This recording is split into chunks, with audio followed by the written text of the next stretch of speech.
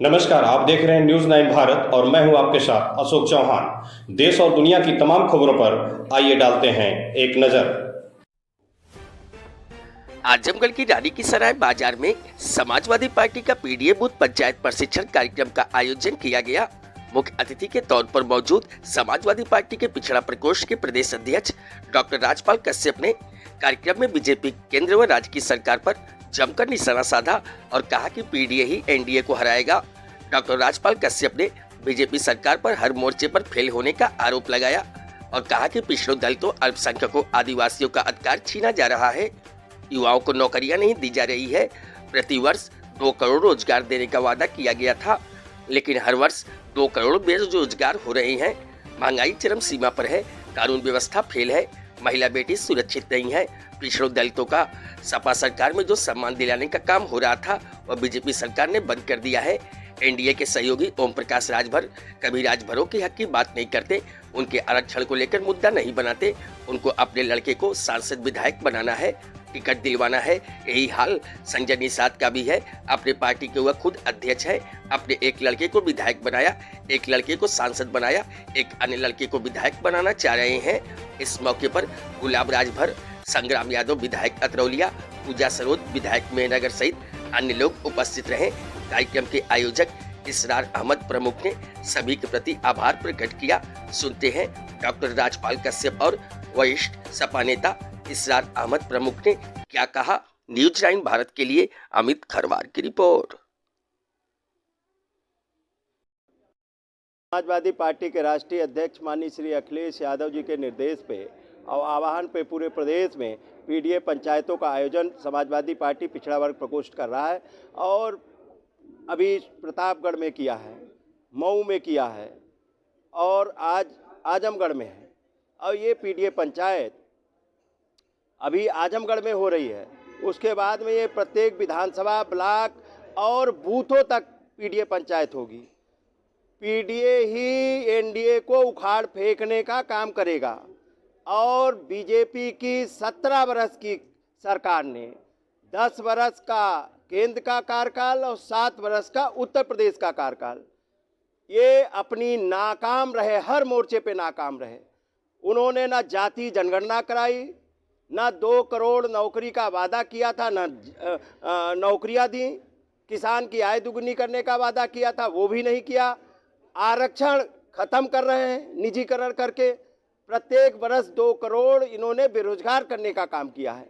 हम लोग गांव-गांव जाएंगे और जनता को बताएंगे महंगाई चरम सीमा पे है, बेरोजगारी चरम सीमा पे है, कानून व्यवस्था ध्वस्त है, बहन बेटियां सुरक्षित नहीं। बीजेपी के अपनी सारी नाकामी छुपाने के लिए भगवान राम का सहारा ले रहे हैं और भगवान राम भी अब इनको बख्शने वाले नहीं हैं, क्योंकि इन्होंने भगवान राम की भी जमीनों के खरीद फरोख्त में घोटाला किया, चंदे में घोटाला किया। और हम दलित, पिछड़े, आदिवासी, वनवासी और अल्पसंख्यकों को अपमानित कर रही है बीजेपी लगातार और उनके हक अधिकार छीन रही है। 69,000 शिक्षक बैठे हैं, बैकलॉग भरा नहीं जा रहा है, आरक्षण पूरा किया नहीं जा रहा है और अब तो लेटरल भर्ती केंद्र सरकार ने चालू कर दी और उसमें कोई पिछड़े और दलित के लोग नहीं हैं। कितने हमारी सरकार को बदनाम करते थे, कहते थे कि यादवों के कलेक्टर, सब यादव कलेक्टर हैं, जबकि वो यादव नहीं सारे कलेक्टर थे। लेकिन बीजेपी ने हमको बदनाम किया। हम ढूंढते घूम रहे हैं निषाद का बेटा कहाँ कलेक्टर है, कहाँ चौरसिया का बेटा कलेक्टर है, कहाँ चौहान का बेटा कलेक्टर है, कहाँ राजभर का बेटा कलेक्टर है, कहाँ भुर्जी का बेटा कलेक्टर है, कहाँ निषाद का बेटा कलेक्टर है। हमें तो कहीं नहीं दिखाई पड़ रहा। हमें तो इतने जिलों में घूम के आया हूँ, कहीं नहीं मिला है। बीजेपी पिछड़े, दलित, आदिवासी, अल्पसंख्यकों को अपमानित कर रही है और ठेके पे बैठाल के लोगों को, पिछड़े कुछ चंद गुलाम प्रवृत्ति के नेताओं को अपने दल में शामिल करके और पे गाली दिलवाई जा रही है। ये पिछड़ा भी देख रहा है। मैं पूछना चाहता हूँ राजभर समाज से कि क्या आपको राजभर, ओम प्रकाश राजभर जी ने अनुसूचित जाति के आरक्षण की बात की क्या? वो आपके समाज के आरक्षण की बात नहीं कर रहे हैं, वो अपने बेटे के आरक्षण की बात कर रहे हैं कि बेटे को कहां से टिकट मिल जाए। डॉक्टर संजय निषाद क्या निषादों की आरक्षण की बात उन्होंने की कभी? वो केवल ये आरक्षण चाहते हैं कि एक बेटा विधायक हो गया, एक सांसद हो गया, खुद मंत्री हो गए, अब कह रहे हैं एक बेटा और विधायक हो जाए।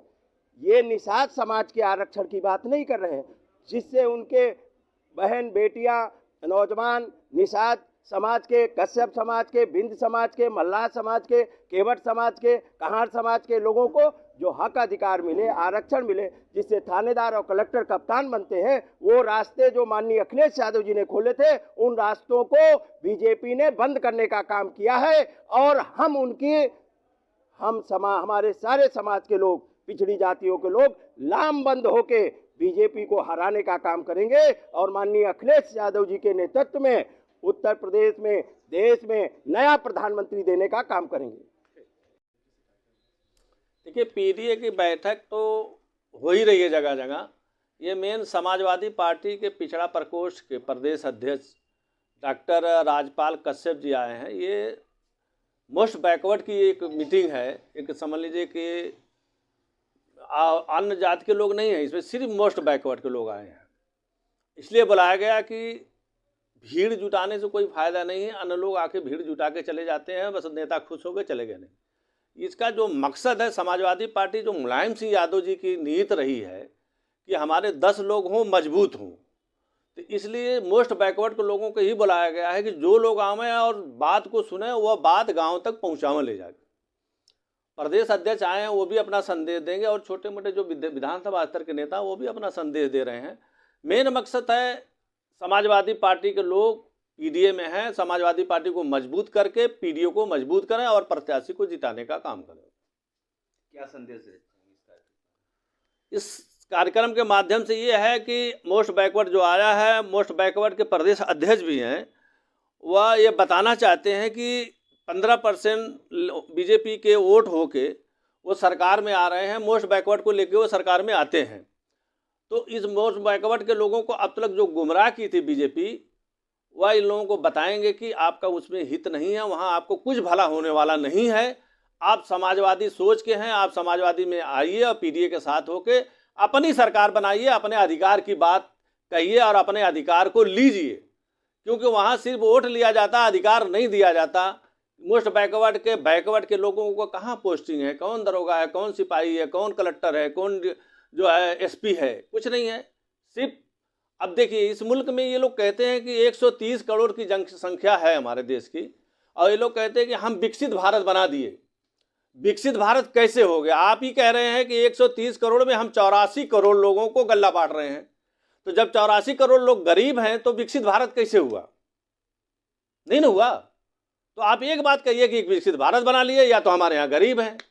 ये बहुत मोटी बात है कि 84 करोड़ लोगों को आप फ्री गल्ला दे रहे हैं, तो इसका मतलब हमारा भारत गरीब है, हमारे भारत के लोग गरीब हैं। मैं राजनीतिक भाषा नहीं बोलूँगा कि मेरी 80 हो जाएगी, उनकी 1 को नहीं होगी। ये तो जनता तय करेगी कि किसको कितना मिलना है। ये सही है कि उत्तर प्रदेश का चुनाव ही भारत के प्रधानमंत्री को तय करता है। अब मेहनत करके, मुंह से बोलने से नहीं होगा, मेहनत करें, गांव तक जाएं, लोगों की झुग्गी झोपड़ी तक जाएं। नेताजी मुलायम सिंह यादव ऐसे मुलायम सिंह नहीं बने थे, वह हम लोग आज वही स्थिति फिर आके खड़ी हो गई है। समाजवादी और पीडीए के लोगों को गरीब की झोपड़ी तक जाना पड़ेगा, तब जाके आपके साथ वो खड़े होंगे। सपा की 10 मैं भी 32 साल से राजनीति में हूँ। दिनेश लाल निरहू विधायक सांसद जरूर हो गए हैं, लेकिन हमारे सामने ही वो मंच पे गाना वाना गाते थे, कलाकार थे, कलाकार के हम लोग सम्मान करते थे। और विधायक 10 आजमगढ़ में है। आपको भी पता है, आप लोग पत्रकारिता में हैं। विकास जब तक सत्ता नहीं होती, विकास नहीं होता। यहाँ विपक्ष का 10 विधायक हैं, सरकार नहीं है, तो कहाँ से ये विकास कर पाएंगे? जब अखिलेश यादव की सरकार थी, यही विधायक जो है, 9 विधायक थे, इन लोगों ने आजमगढ़ में विकास किया है। आप लोग आजमगढ़ के हैं, आजमगढ़ के विकास से छुपा नहीं है कि समाजवादी पार्टी में क्या हुआ है। अब दिनेश भाई बोलते हैं, बोलने से ज़्यादा काम करके दिखाते तो लोग बोलते तो अच्छा लगता। हाँ, दिनेश भाई के बोलने से और विधायक के बोलने से नहीं होगा, जनता के बोलने से होगा।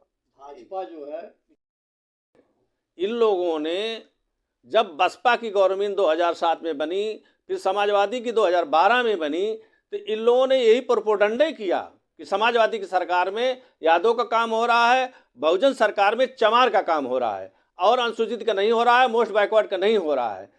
इसमें लोग कामयाब रहे। अब 10 साल तक ये वहाँ दिल्ली में चला लिए, 7 साल यहाँ भी, इनका भी 10 साल यहाँ पूरा होगा। अब जनता उनके झांसा में नहीं आने वाली है। इन लोगों ने 1 पैसे का लाभ मोस्ट बैकवर्ड को और लोगों को नहीं दिया है।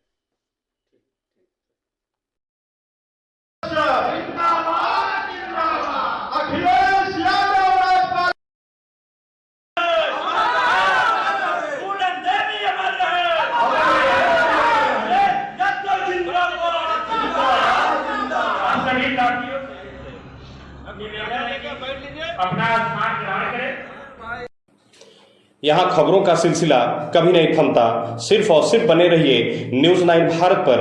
अब चाहूंगा इजाजत। नमस्कार।